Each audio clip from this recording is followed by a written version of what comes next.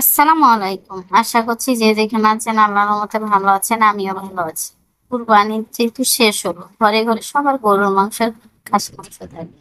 আজকে আমি আপনাদেরকে খুব সহজে গরুর মাংসের রেজালা করে দেখাবো। গরুর মাংসের রেজাল্টটা ভালো লাগলে অবশ্যই চ্যানেলটা সাবস্ক্রাইব করবেন, ফেসবুক থেকে দেখে পেজটি ফলো করে রাখবেন।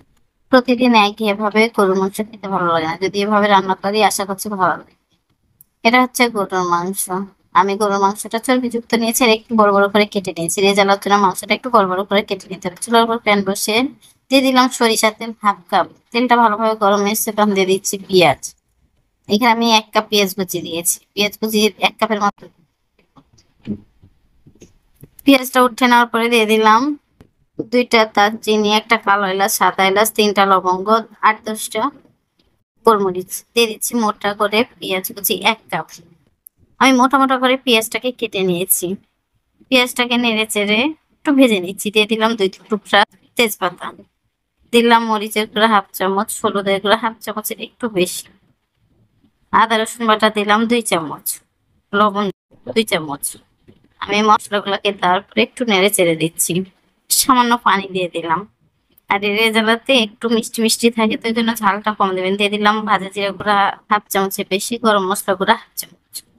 মশলাটাকে ভালোভাবে কষিয়ে নিলাম। মশলাটা কষানো হওয়ার পরে দিয়ে দিচ্ছি গরুর মাংস। অবশ্যই গরুর মাংসটাকে হাত দিয়ে চিপে চিপে দেবেন, তাহলে এক্সট্রা পানিটা ঝরে যাবে। মাংসটাকে নেড়ে চেড়ে দিচ্ছি। ঢাকনা দিয়ে ঢেকে দিলাম। 5 মিনিট পর ঢাকনা উঠে নেড়ে দিচ্ছি। কত পানি বের হয়েছে। আর এইভাবে গরুর মাংস রেজালা করলে ছোট বড় সবাই মজা করে খায়। ঢাকনাটা উঠে নেড়ে চেড়ে দিলাম। আবারও ঢাকনা দিয়ে ঢেকে দিচ্ছি।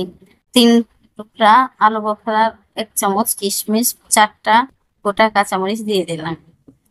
এখানে আপনার কিশমিশটাকে আবার অ্যাভয়েড করতে পারেন, তবে কিশমিশ না দিলে রেজালাটা খেতে ভালো লাগবে না। মাংসটা থেকে আমার তেল ছেড়ে দিয়েছে। দিয়ে দিলাম দুধ। যেহেতু রেজালা আমি এখানে 1 কাপ দুধ দিলাম। দুধটা দেওয়ার পরে নেড়ে চেড়ে ঢাকনা দিয়ে ঢেকে দিলাম।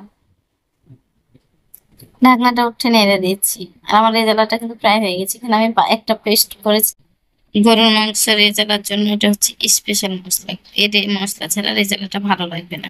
পেঁয়াজে বেরেস্তা, 5টা কাঠবাদাম, 5টা কাজু বাদাম, 5টা পেস্তা বাদাম, চীনা বাদাম দিয়েছি 1 চা চামচ। এখানে চিনি দিলাম 1 চামচ।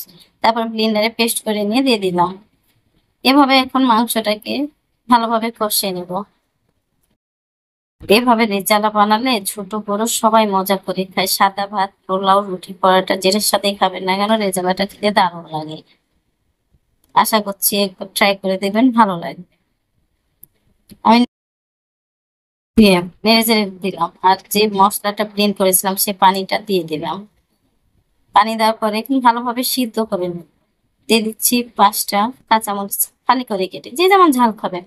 আমার রেজালাটা হয়ে গেছে। আমি এখন একটা সার্ভিং প্লেটে উঠে নিচ্ছি। আশা করছি গরুর মাংস রেজালাটা ভালো লেগেছে। ভালো লাগলে অবশ্যই চ্যানেলটা সাবস্ক্রাইব করবেন, ফেসবুক থেকে দেখলে পেজটি ফলো করে রাখবেন।